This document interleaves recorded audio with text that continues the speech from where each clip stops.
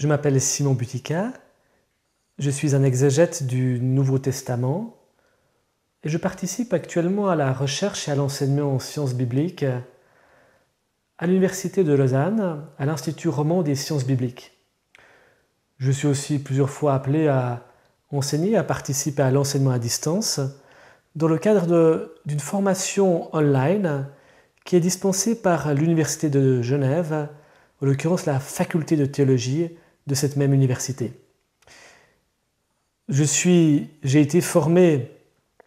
à l'Université de Lausanne où j'ai accompli mon parcours de licence et puis un mémoire de spécialisation en Nouveau Testament. J'ai ensuite entamé un doctorat sous la direction du professeur Daniel Marguerat, un doctorat qui m'a mené à me dépayser à l'université de Leipzig, à l'Institut du Nouveau Testament, où j'y ai suivi les enseignements et les cours dispensés par le professeur Jens Schröter. Ce fut l'occasion pour moi de découvrir d'autres horizons exégétiques, une autre manière de faire l'exégèse et de se risquer à l'interprétation des textes du Nouveau Testament. Cette thèse de doctorat a été publiée en 2010 dans une maison d'édition allemande, la maison d'édition de Gruyter. Elle est maintenant disponible pour le public intéressé.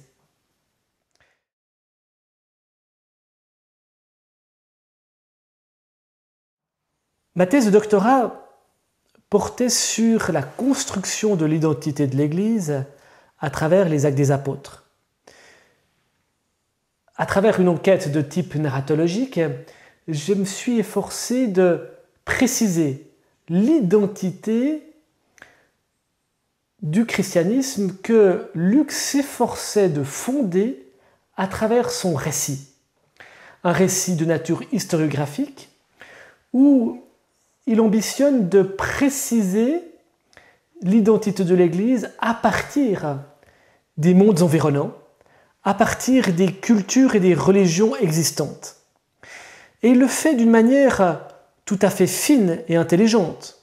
sans opposer l'identité qui émerge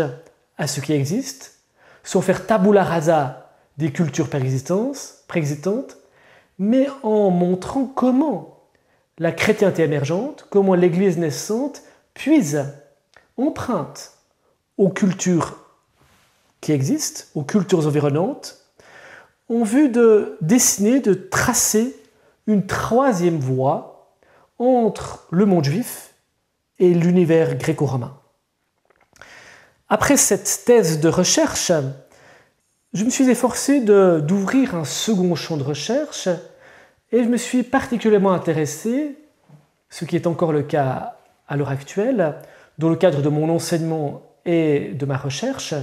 je me suis particulièrement intéressé aux lettres pauliniennes, singulièrement à l'Épître aux Galates, dont je viens de rédiger un commentaire de vulgarisation. Et dans ce cadre, je me suis aussi penché sur le rapport qu'entretiennent les lettres de Paul, la petite bibliothèque paulinienne que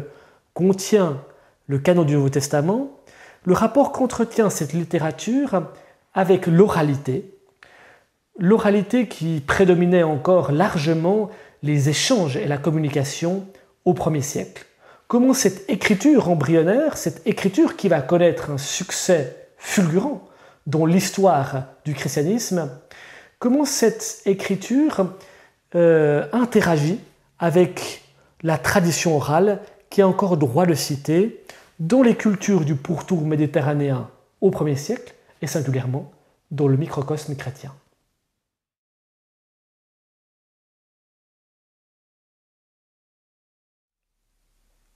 Un théologien qui participe à l'enseignement et à la recherche au milieu académique ne devra jamais oublier que son savoir ne doit pas être un savoir confisqué pour la classe des exégètes ou la classe des savants. D'ailleurs, la charte de l'Université de Lausanne, à laquelle je suis affilié, rappelle, je dirais, la mission citoyenne, la responsabilité sociale qui est celle de l'exégète. L'exégète n'a pas comme interlocuteur uniquement le public des scientifiques, des chercheurs internationaux, mais il se doit de rendre compte des résultats de sa recherche qu'il a produits à l'aide d'un outillage scientifique et critique. Il se doit de les restituer pour les communiquer à l'intention de la société et à l'intention des différentes institutions qui composent cette société, notamment les églises. S'il oublie ou s'il omet cette responsabilité sociale, le risque est grand que, je dirais, le danger ou la menace fondamentaliste et intégriste qui campe souvent le seuil des institutions religieuses de nos sociétés ne réinvestisse le devant de la scène avec les méfaits bien connus que peuvent causer ces travers. Donc l'exégète en milieu académique se doit non seulement d'objectiver à l'aide des outils critiques sa recherche, mais il doit le faire au bénéfice des églises en tant qu'animateur critique, je dirais, d'une société et des institutions qui composent cette société pour éviter, comme je le disais, cette fermeture des institutions, notamment religieuses, sur elles-mêmes et sur leurs propres traditions et leurs propres fondamentaux.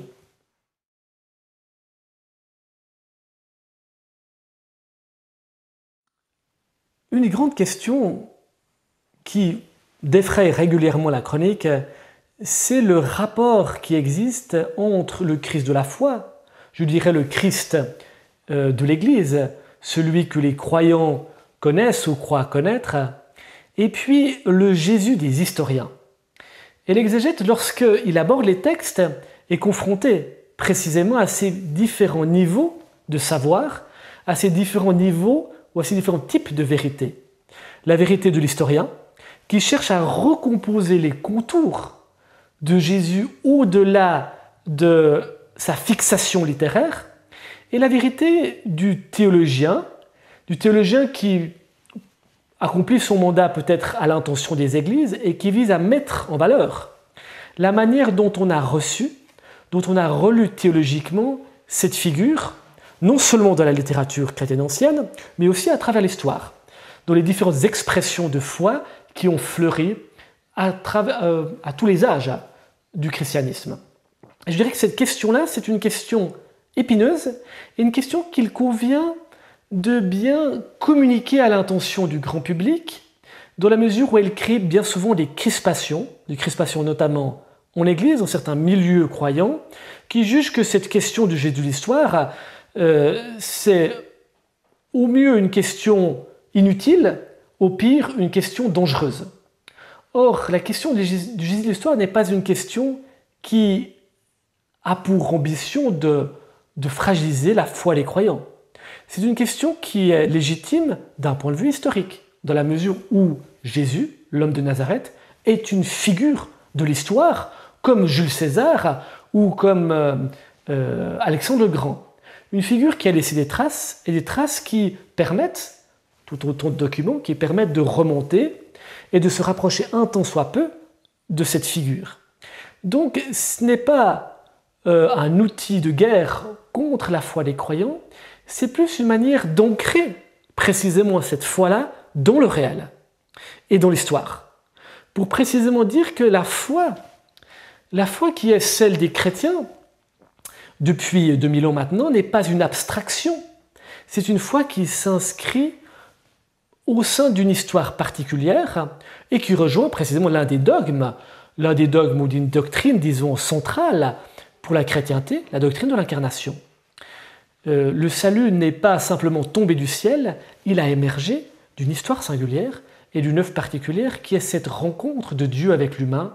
à travers l'événement Jésus-Christ. Et je dirais que le Jésus de l'histoire, l'enquête sur le Jésus historique, même si elle vise premièrement à reconstruire le portrait du Jésus de l'histoire, permet aussi d'ancrer la foi des chrétiens dans un réel bien particulier, un réel qui a existé et qui dit quelque chose de la vérité au christianisme, une vérité qui ne peut pas échapper, je dirais, à l'épaisseur de l'existence, puisque Dieu lui-même s'y est inscrit